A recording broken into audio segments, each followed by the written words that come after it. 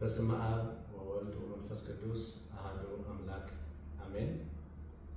የተወደዳችሁ ተመልካቾቻችን እግዚአብሔር አምላካችን እንደወደደና እንደፈቀደ ሳምንት በተነጋገርነው መሰረት ለዛሬ የምንነጋገረው ወይም የምንማማረው የዕለቱን መዝሙር በተመለከተ ይሆናል። የዕለቱን መዝሙር እንግዲህ ለዚህ ለዐቢይ ጾም የቤተክርስቲያን ሊቅ የሚባለው ቅዱስ ያሬድ ለእያንዳንዳቸው እሑድ በሰየመላቸው ስያሜ መሰረት ነገው ወይም ደግሞ አሁን የምንመለከተው የዐቢይ ጾም ሁለተኛ ሳምንት ቅድስት በመባል ይታወቃል።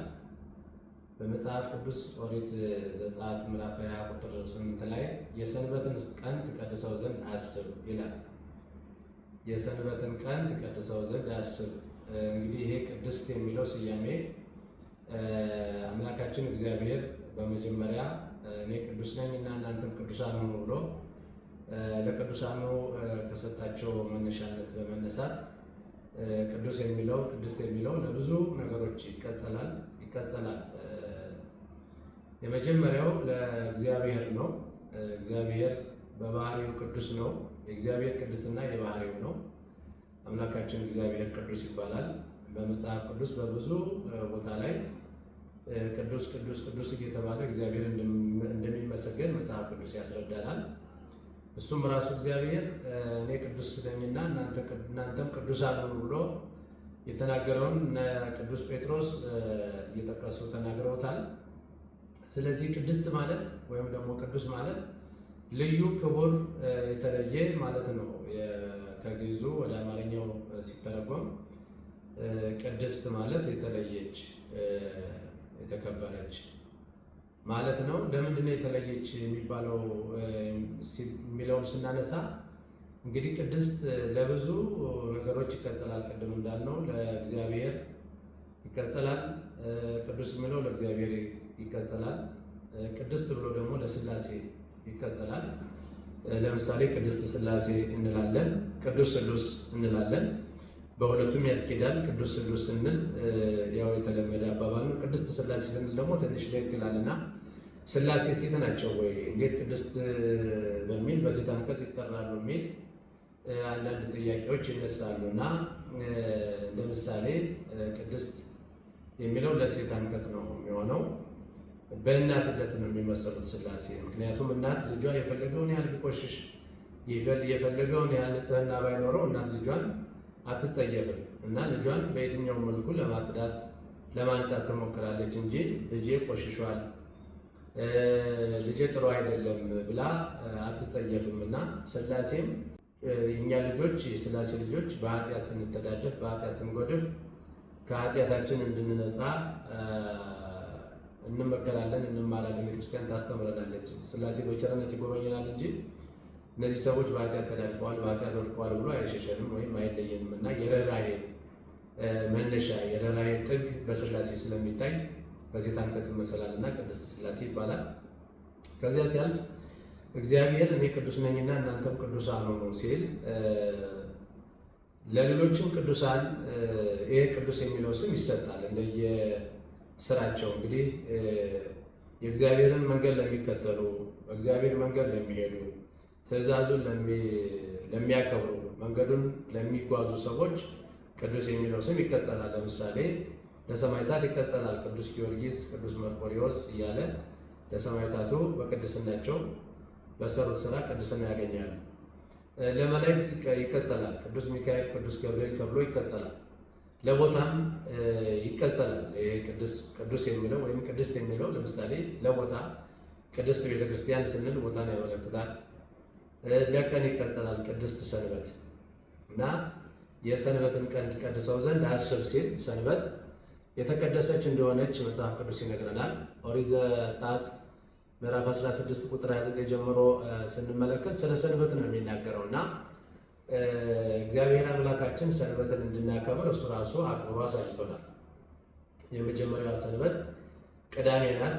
ቅዳሜ እንግዲህ በተለየ ሁኔታ እንድትከበር አምላካችን እግዚአብሔር ራሱ አዝዟል። ምክንያቱም ፍጥረት መፍጠር የጀመረው እግዚአብሔር በዕለተ እሑድ ነው። ከእሑድ ጀምሮ እስከ ዓርብ ፍጥረታትን ፈጥሯል። 6 ቀን ፈጥሮ ሰርቶ በሰባተኛው ቀን ወአዕረፈ እግዚእነ ኩሉ ግብሩ ከስራ ሁሉ አረፈ ይላል እና ያችን ቀን ቀድሳት ዘንድ አስብ አክብራት በማለት ለእስራኤላውያን ተናግሯል። እና እስራኤላውያን ራሱ በዚያ ጊዜ ሰንበትን ያከብሩ ነበረ። ከሰኞ ወይም ደግሞ ከእሑድ እስከ ዓርብ ባለው ጊዜ መና ከሰማይ እንኳን ሲወርድላቸው መና ይለቅሙ የነበረው የቅዳሜውን ዓርብ ነበር የሚለቅሙት። ቅዳሜ መልቀም ስለማይቻል፣ ቅዳሜ መውጣት ስለማይቻል፣ ቅዳሜ መስራት ስለማይቻል፣ ምክንያቱም ቅዳሜ የሚሰራ ሰው ይገደል የሚል ሕግ ስላለ እና ቅዳሜን የሚሽር ሰው ካለ ይገደል ይላል መጽሐፉ። ያው ዛሬ ተግባራዊ ባይደረግም ባይሆንም ቅዳሜን መሻርም አግባብ አይደለም። ዛሬም ያ ሕግ አልተሻለም። ሰንበትን መሻር አግባብ አይደለም። የእግዚአብሔርን ሕግ መጣስ ነው። እንደውም የተወደዳችሁ የእግዚአብሔር ቤተሰቦች ለዓለሙ እንደዚህ አይነት ምስቅልቅል መውጣት የቅዳሜ መሻር የእሑድ መሻር ይመስለኛል። ምክንያቱም መጽሐፍ ቅዱስ እግዚአብሔር አምላካችን እንዳዘዘ የሰንበትን ቀን ተቀድሰው ዘንድ ሰንበትን አክብር፣ በቃ በዚህ ቀን ምንም ስራ አትስራ ይላል። አንተም እንስሳህም ሰራተኛህም ሁሉም ያክብሩት ይህንን ቀን ነው እና በዛ ጊዜ መና ከሰማይ ሲወርድላቸው የቅዳሜውን ጨምራችሁ የሁለቱን ቀን ዓርብ ልቀሙ፣ ቅዳሜ ብትወጡ አታገኙም ይላል። አንዳንድ ሰዎች ዓርብ ለቅመው ይገባሉ። አንዳንዶች ደግሞ ሲስገበገቡ እሑድ ቅዳሜ ይወጣሉ። ቅዳሜ ግን መና አልነበረም፣ ከሰማይ ያወርድላቸው ነበር። ምክንያቱም የእረፍት ቀን ነው፣ መልካም ስራ የሚሰራበት ቀን ነው። እግዚአብሔር በዚህ ቀን እረፉና እኔን አስታውሱኝ ብሎ እግዚአብሔር ሕዝቡን ያሳረፈበት ቀን ነው እና ቅዳሜ መከበር ነበረበት። ግን አሁን ትልቅ ስራ የሚሰራው በቅዳሜ ቀን ነው። ይህንን አታክብሩ የሚል ሰንበትን ሸላችኋል የሚል የሚመክር የሚገስጽ ከላይ ያሉ ከምንላቸው ሰዎች ጀምሮ እነሱ ራሳቸው ሲዞሩ ነው የሚውሉ፣ እኛም ስንዞር ነው የምንውለው፣ ስንሰራ ነው የምንውለው።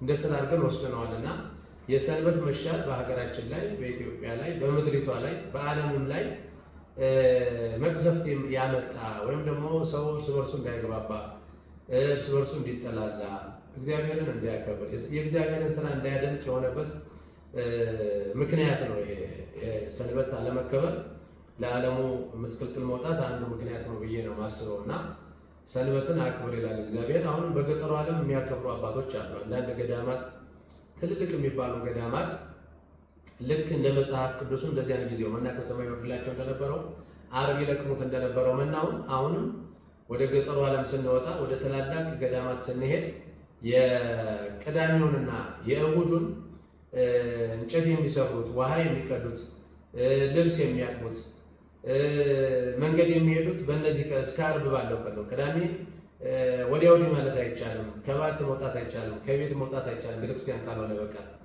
ጸሎት ካልሆነ በቀር፣ ታመመ መጠየቅ ካልሆነ በቀር አይሄዱም። ስራ አይሰሩም። በሬዎቻቸው ከብቶቻቸው አይታረሱም፣ አይጠመዱም፣ አይንቀሳቀሱም እና አሁንም ያከብራሉ። ወደዚህ ወደ ከተማው ስንመጣ በጣም ሰልጥነናል የምንል ከብፁዓን አባቶች ጀምሮ ስለ ሰንበት ምንም አይነት ደንታ የላቸው። ምንም አይነት ቃሉ እንደተሻለም አይሰማቸውም። ግን መጽሐፍ ቅዱስ ኦሪትን እና ነቢያትን ሊሽር አልመጣሁም በሚል በአዲስ ኪዳን ራሱ አምላካችን መድኃኒታችን ኢየሱስ ክርስቶስ አስገንዝቧል እና ቅዳሜን እንድናከብር የመጀመሪያው ሕግ ነው እና ታዝዘናል። እንቀድሰው እናከብረው ዘንድ መጽሐፍ ቅዱስ ይነግረናል እና ይህንን ቀን ለምንድን ነው ልዩ ያደረገው ስንል አምላካችን መድኃኒታችን ኢየሱስ ክርስቶስ ከቆመ ሳይቀመጥ ከዘረጋ ሳያጥፍ 40ውን ጾም ለመጾም ይህችን ቀን ልዩ አድርጎ ወደ ገዳመ ቆሮንቶስ የሄደባት ዋዜማ ስለሆነች ልዩ ወይም ደግሞ ቅድስት በመባል ትታወቃለች እና የመጀመሪያዋ ቅዳሜ የመጀመሪያዋ ሰንበት ቅዳሜ ናት።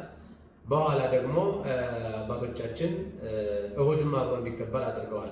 ነቢየ እግዚአብሔር ቅዱስ ዳዊት ዛቲ ዕለት እንተ ገብረ እግዚአብሔር ንትፈሳ ምትሐሰይባቲ፣ ይህችን ቀን እግዚአብሔር የሰራት ቀን ናት። ይህች ቀን እግዚአብሔር የሰራት ቀን ናት። በዚህች ቀን ኑ ተድላ ደስታ እናደርግ ይላል። ምን አይነት ተድላ ደስታ ነው የምናደርግ ስንል ይህች ቀን የምትወደድ ቀን ናት። ይችኛዋን ቀን ስናይ ደግሞ ዕለተ እሑድ ነው እና ሁለቱም ቅዳሜና እሑድ ሰንበት ናቸው። ስለዚህ ይችኛዋን እሑድ ነቢየ እግዚአብሔር ቅዱስ ዳዊት ሲናገርላት እነሆ በዚህች ቀን እንደሰት ወይም ደግሞ ተድላ ደስታ እናድርግ ብሎ ሲናገር ምንድነው? ለምንድን ነው? ምክንያቱ ምንድነው ሲባል መጀመሪያ አምላካችን እግዚአብሔር ዓለምን የፈጠረው በዚህች ቀን። ዓለም የተፈጠረው በዕለተ እሑድ ነው። ሊቃውንቱ ሲያራቀቁት በዕለተ እሑድ ወንጌላዊው ደግሞ ዮሐንስ ነበረ ይላሉ። እሱ በራሳቸው መራቀቅ ሄደው ነው የሚያገኙት እንጂ ያን ጊዜ ወንጌላውያን አልነበሩም። ወንጌላውያን በአዲስ ኪዳን ከክርስቶስ ወዲህ የነበሩ ናቸውና ስለዚህ እነሱ በራሳቸው ቀመር ሲያራቅቁት ወደዛ ሲወስዱት በዘመነ ዮሐንስ ነበረ ይላሉ። ግን ያም ሆነ ይህ ዓለም የተፈጠረው በዕለተ እሑድ ነው። ዓለም ስለተፈጠረባት ይቺ ቀን ደስ ታሰኛለች። ዓለም ባይፈጠር እኛ አንኖርም። ዓለም ባይፈጠር እኛ አናውቃትም። ዓለም ባይፈጠር እግዚአብሔርን አናውቀውም። እግዚአብሔር ራሱን ለዓለም የገለጠው ዓለምን ሲፈጥር ነው። በዕለተ እሑድ ሰማይና ምድርን በውስጡ ያሉትንም ሲፈጥር ነው። ራሱን ለዓለም ሲገልጥ ነው። ከዛ በፊት እግዚአብሔር አይታወቅም። እግዚአብሔር መጀመሪያውም መጨረሻውም አይታወቅም እና ወደኋላ ሄዶ የእሱን ዘመን የሚቆጥር የለም። ጥንት ፍጻሜ የለውም። ወደዚህም ስንመጣ ዘመን ተቆጠረለት የተባለው ከሰማያ ሰማያት ወርዶ ከድንግል ማርያም ተወልዶ ይህን ያህል ዓመት ሆኖ ይህን ያህል ቀን ሆኖ በ30 ዓመቱ እንዲህ ተጠመቀ፣ በ33 ዓመቱ እንዲህ ያስተማረ፣ በ33 ዓመት ከ3 ወር እንደዚህ ሞተ የምንለው ከድንግል ማርያም ከተወለደ በኋላ ነው እንጂ ዓለምን ከመፍጠሩ በፊት የነበረውን ዓለም ማንም ሊያስበው ማንም ሊመራመረው አይችልም። በራሱ ዓለም ባህሪውን እያመሰገነው የኖረ መጀመሪያውና መጨረሻው የማይታወቅ ስለሆነ እኛ ያወቅነው ዓለምን ሲፈጥር ነው። በመጀመሪያ እግዚአብሔር ሰማይና ምድር ፈጠረ ይላል ኦሪት ዘፍጥረት ምዕራፍ 1 ላይ የሚያስረዳው ይህን ነው። በመጀመሪያ እግዚአብሔር ሰማይና ምድር ፈጠረ፣ በውስጡም ያሉትን ፈጠረ። በዚህን ጊዜ እግዚአብሔር ለዓለም ታወቀ ማለት ነው። በውስጡ ያሉትንም ሰውንም መላእክትንም ሲፈጥር ነው የታወቀው እና በመጀመሪያ የምትባለው ቀን አንደኛ ቀን ማለት ነው። ያቺ እሑድ ማለት አንደኛ ቀን ማለት ነው። ሰኞ ሁለተኛ ቀን፣ ሶስተኛ ቀን እያለ ነው የሚሄደው። ሰሉስ፣ ረቡዕ አራተኛ ቀን፣ ሐሙስ አምስተኛ ቀን እያለ ይሄዳል እና የመጀመሪያው ጥንተ ፍጥረት ዓለም የተፈጠረበት እሑድ ስለሆነ ይችን ቀን ልናከብራት ይገባል። በሁለተኛው ደግሞ እንግዲህ እግዚአብሔር ሰውን ፈጥሮ አክብሮ አልቆ በገነት ነው ያስቀመጠውና ሁሉን ነገር ሰጥቶ ሁሉን ነገር አስተካክሎ ለትእዛዝ ያህል አድርግ አታድርግ በሚል ሕግ የተሰመረ ነው የእግዚአብሔር ትእዛዝ። አታድርግ ብሎ አዝዞ ሰውንም እግዚአብሔር ከዛ በኋላ አዳም አታድርግ የተባለውን በማድረጉ ከብሮ የነበረው ደህየ፣ በልጽጎ የነበረው አጣ፣ ከፍ ብሎ የነበረው ተዋረደ። እግዚአብሔርን ያህል ጌታ ገነትን ያህል ቦታ አጣ፣ ምድረ ፋይድ ወረደ። ከወረደ በኋላ አዳም ተጸጽቶ እግዚአብሔርን አትብላ ያለኝን ዕፅ በልቼ እግዚአብሔር አምላኬን አሳዝኜ እንዲሁ እንዴት እኖራለሁ ብሎ በራሱ ወደ እግዚአብሔር ሲያዝን፣ ወደ እግዚአብሔር ሲጸልይ፣ ወደ እግዚአብሔር ሲማጸን እግዚአብሔር ቃል ገባለት። በሐሙስ ዕለት ወበምንፈቃ ዕለት ተወለድሞ ለተወለድከ ወእድህክ ውስተ መረብከ ወትቤዘወከ በመስቀል ወሞቴ። እነሆ 5500 ዘመን ሲፈጸም ከልጅ ልጅ ተወልጄ በመስቀል ላይ ተሰቅዬ ሞቼ አድንሃለሁ ብሎ ለአዳም ቃል ገባለትና በነገራችን ላይ እንደ አዳም በመጽሐፍ ቅዱስ ለኃጢአቱ እንደ አዳም እንደ ቅዱስ ጴጥሮስ እንደ ዳዊት ንባውን ያፈሰሰ የለም ይላል መጽሐፍ ቅዱስና ለኃጢአታቸው ንባቸውን ያፈሰሱ አንደኛው አዳም ነው፣ ሁለተኛው ቅዱስ ዳዊት ነው፣ ሶስተኛው ቅዱስ ጴጥሮስ ነውና እኛም በዚህ በታላቁ ጾም በእነዚህ ሰዎች ልክ ባይሆን እንኳን እነዚህን ሰዎች ለኃጢአታቸው በማልቀሳቸው በማሰባቸው እኛም በዚህ ጾም ለእኛ ብሎ የከፈለውን ዋጋ በማሰብ እኛ የሰራውን ኃጢአት እያሰብ ወደ እግዚአብሔር እንድናለቅስ፣ ወደ እግዚአብሔር እንድንጾም፣ ወደ እግዚአብሔር እንድንጸልይ፣ ወደ እግዚአብሔር እንድንጮህ መልእክት አስተላልፋለሁኝና ለአዳም የገባውን ቃል ኪዳን አክብሮ አምላካችን እግዚአብሔር ለሁለተኛ ጊዜ ከሰማያ ሰማያት ወርዶ ከድንግል ማርያም በማህፀን ሲጸነስ እሑድ ነው የተጸነሰው። መጀመሪያ ዓለምን በዕለተ እሑድ ፈጠረው። በሁለተኛ ደግሞ ዓለምን ለማዳን የተጸነሰው መጋቢት 29 እሑድ ነው፣ በዕለተ እሑድ ነው እና መልአኩ ቅዱስ ገብርኤል እመቤታችንን ለማብሰር መጥቶ እመቤታችንን ትጸነስ ሲል ይኩነኒ በከመ ትቤለኒ ስትል ቃል በአጽባይተ መንፈስ ቅዱስ በማህፀኗ አደረ ይላል እና ይሄ የድህነታችን መሰረት የተጣለው እሑድ ቀን ነው። መጀመሪያም ዓለም የተፈጠረው እሑድ ቀን ነው። በኋላም ደግሞ ዓለምን ለማዳን ወደዚህ ምድር የመጣውና በድንግል ማርያም ማህፀን ያደረው ወይም የተወሰነው በዕለተ እሑድ መጋቢት 29 ነው ማለት ነው። ከዛም ቀጠለና አምላካችን መድኃኒታችን ኢየሱስ ክርስቶስ ነቢየ እግዚአብሔር ቅዱስ ዳዊት እንዳለው ይህችን ቀን ነው ይህች ዕለት ዛቲ ዕለት እግዚአብሔር የሰራት ነው። ሌሎቹንም እግዚአብሔር የሰራቸው በተለየ ሁኔታ ለእኛ ለልጆቹ ስራ የሰራባት ቀን ናት ሲል ደግሞ ኑ ይቺ እግዚአብሔር የሰራት ቀን ናት፣ ኑ በዚህች ቀን ደስ ሊለን ይገባል አለ። የደስታ ቀንም ስለሆነች ነው። ለምን ከተባለ ዓለም ሲፈጠር ደስታ ነው፣ ተገኝተናል፣ እኛን አስገኝቶናል። ሁለተኛ ደግሞ ፈጥሮን አክብሮ አልቆ የምንበላውን የምንጠጣውን የምንለብሰውን እንዳናስብ እንዳንጨነቅ አድርጎ አኑሮን ከዛ በራሳችን መንገድ ስንወጣ ደግሞ ሁለተኛ የራሱን ለማድረግ ሁለተኛ ለማዳን ሲመጣ ይችን ቀን መርጦ ነው የመጣው። ሁለተኛ እሁድ እኛን ለማዳን ወደዚህ ምድር መጣ ማለት ነው። ስለዚህ ይቺ ቀን እግዚአብሔር የሰራት ቀን ናት አለ ዳዊት። ለዚህ ነው ሶስተኛ የእግዚአብሔር ቤተሰቦች የምንደሰትበት ቀን የተባለ ሶስተኛው ዕለተ ሰንበት የቱ ነው ካልን አምላካችን መድኃኒታችን ኢየሱስ ክርስቶስ ወደዚህ ምድር ከመጣ በኋላ ከተጸነሰ በኋላ ከተወለደ በኋላ ከተጠመቀ በኋላ በምድር ላይ ያሉ ፈተናዎችን በጾም እንድናረግ በጸሎት እንድናሸሽ ምሳሌ ለመሆን አርአያ ለመሆን ወደ ገዳመ ቆሮንቶስ የሄደባት ልዩ ዕለት ያላት ይቺ ሰንበት ናት።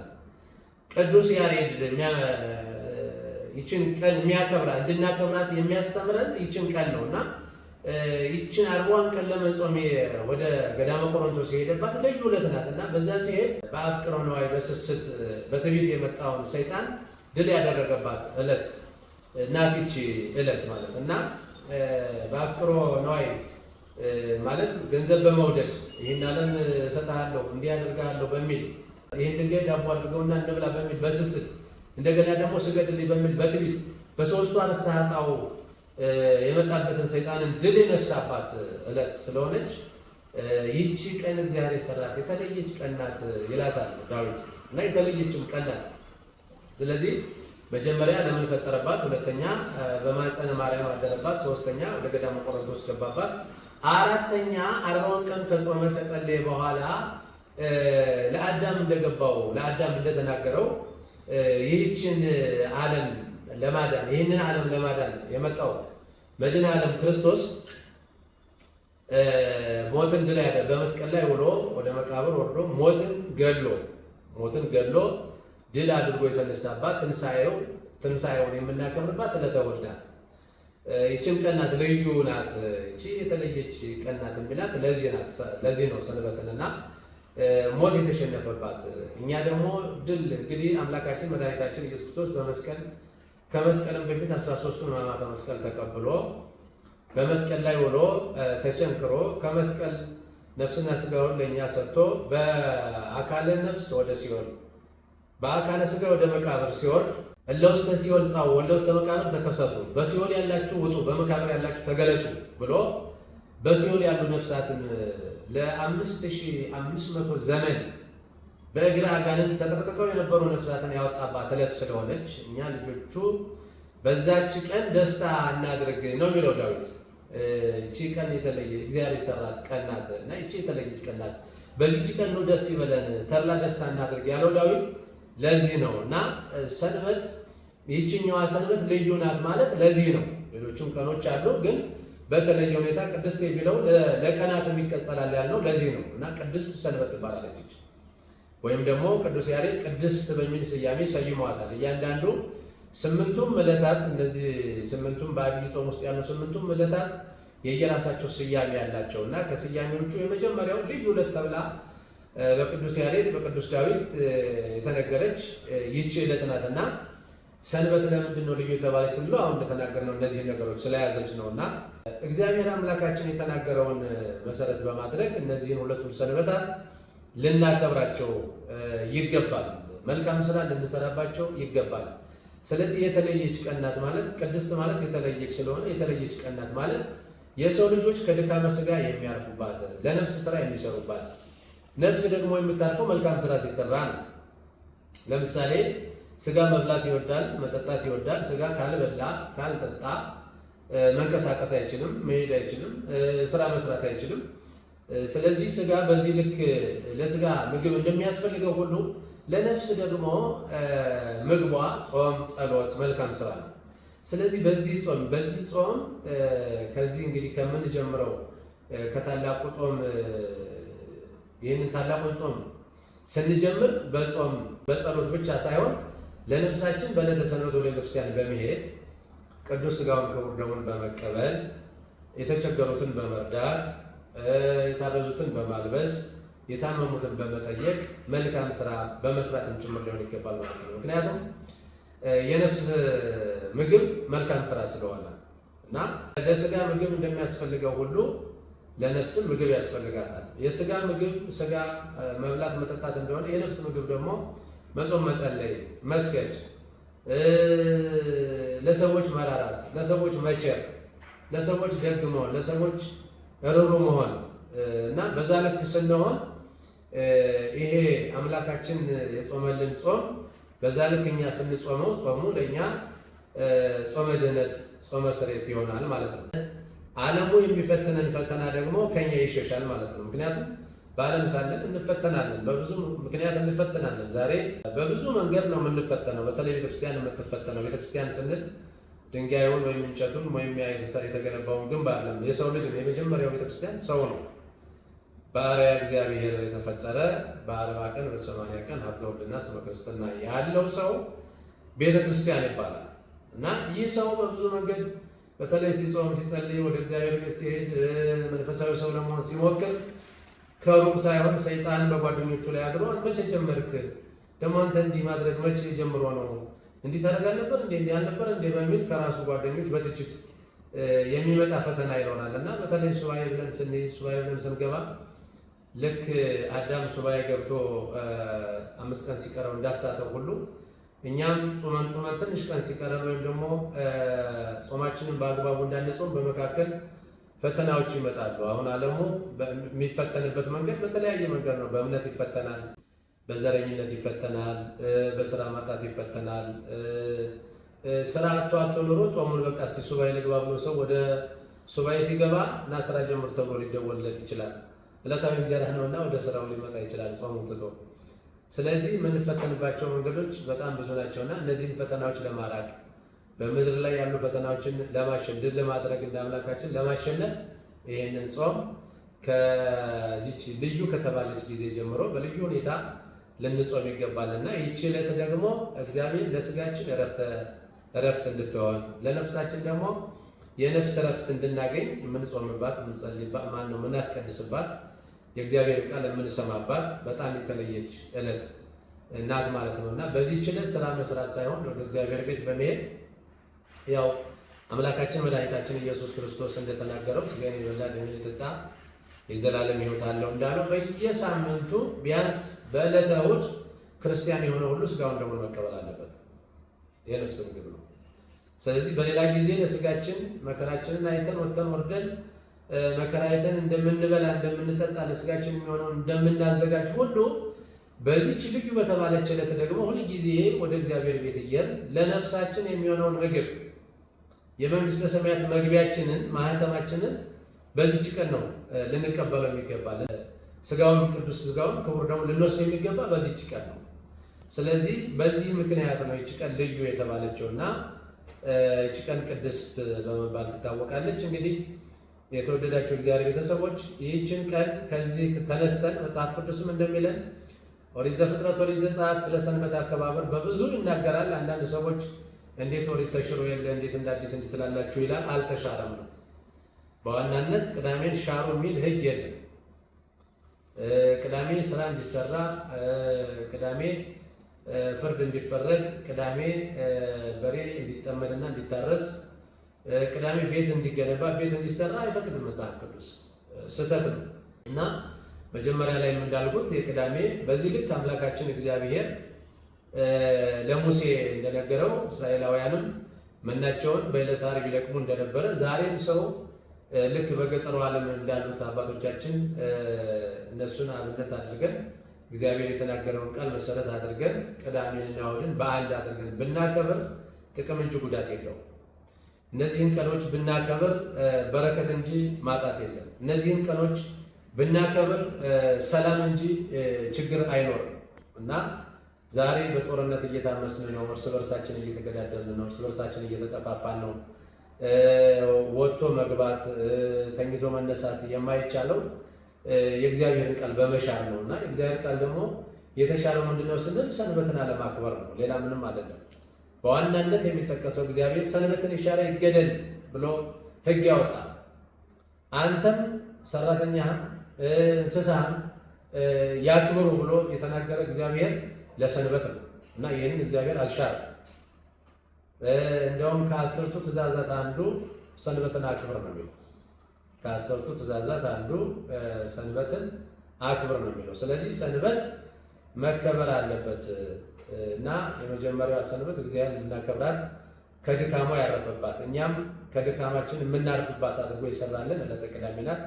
በኋላ ደግሞ እንዳልነው እነዚህን ብዙ ስራዎች የሰራባት ዕለተ እሑድ ናት። እነዚህን ሁለቱ ሰንበት እንደ አንድ አድርገን ለማክበር ልዩ ቀን ተብላ ለእኛ ተሰጥታናለች እና እሷን መነሻ በማድረግ የምናከብራት ሳምንት ናት። በዚህ ሳምንት ወንጌሉ፣ በዚህ ሳምንት ዳዊቱ፣ በዚህ ሳምንት ስብከቱ ራሱ ስለ ቅድስት ነው የሚሆነው እና ሰንበትን ክቡርነት፣ የሰውን ክቡርነት፣ የቅዱሳንን ክቡርነት እንግዲህ ቅዱስ የሚለው መጀመሪያ ላይ እንዳልነው እግዚአብሔር ቅዱስ ተብሏል። እኔ ቅዱስ እንደሆንኩ እናንተም ቅዱሳን ሁኑ ብሏል።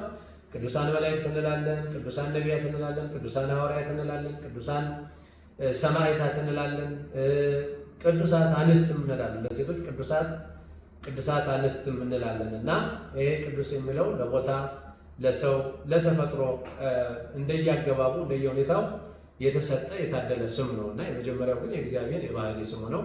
ለእኛ ሲሆን ደግሞ የጸጋ ነው እና የሚሆነው። ስለዚህ ምንድን ነው ትርጉሙ? ልዩ ተባለ ምን እናድርግ ሲባል ይሄ ልዩ የሚባለው ስም የተሰጠ የተለየ በተለየ ሁኔታ የተሰጠ እኛ ልዩ አድርገን ያችን ቀን እንድናከብረው ነው ማለት ነው።